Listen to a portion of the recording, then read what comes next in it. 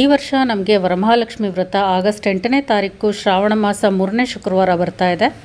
ವರಮಹಾಲಕ್ಷ್ಮಿ ವ್ರತಕ್ಕೆ ಈ ವರ್ಷ ನಮಗೆ ಇರುವಂಥ ಪೂಜಾ ಮುಹೂರ್ತ ಯಾವುದು ಅಂತ ನೋಡೋದಾದರೆ, ಬೆಳಗ್ಗೆ ಸಿಂಹ ಲಗ್ನದಲ್ಲಿ 6 ಗಂಟೆ 29 ನಿಮಿಷದಿಂದ 8 ಗಂಟೆ 46 ನಿಮಿಷದವರೆಗೆ ಪೂಜಾ ಮುಹೂರ್ತ ಇದೆ. ಆ ಸಮಯದಲ್ಲಿ ನೀವು ಕಳಶ ಸ್ಥಾಪನೆಯನ್ನು ಮಾಡಿ ಪೂಜೆಯನ್ನು ನೆರವೇರಿಸ್ಕೋಬೋದು. ಇನ್ನು ಅದೇ ದಿನ ಸಂಜೆ ನಮಗೆ 4 ಗಂಟೆ 55 ನಿಮಿಷಕ್ಕೆ ವರಮಹಾಲಕ್ಷ್ಮಿ ವ್ರತದ ತಿಥಿ ಕಾಲ ಮುಗಿದೋಗುತ್ತೆ.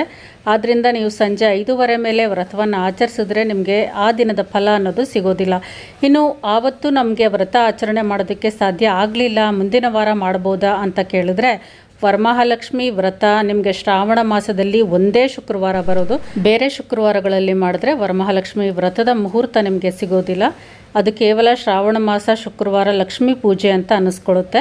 ಇನ್ನು ಶ್ರಾವಣ ಮಾಸದಲ್ಲೇ ನಿಮಗೆ ವ್ರತ ಮಾಡೋದಕ್ಕೆ ಸಾಧ್ಯ ಆಗಲಿಲ್ಲ ಅಂತ ಹೇಳಿದ್ರೆ, ನವರಾತ್ರಿಯಲ್ಲಿ 9 ದಿನಗಳು ತುಂಬಾ ಉತ್ತಮ ದಿನಗಳು. ಆ ದಿನಗಳಲ್ಲಿ ಯಾವುದಾದ್ರೂ ಒಂದು ದಿನ ವ್ರತವನ್ನು ಮಾಡ್ಬೋದು, ಅಥವಾ ಆ ದಿನಗಳಲ್ಲಿ ಬರುವ ಶುಕ್ರವಾರದಲ್ಲಿ ನೀವು ವರಮಹಾಲಕ್ಷ್ಮಿ ವ್ರತ ಮಾಡ್ಬೋದು.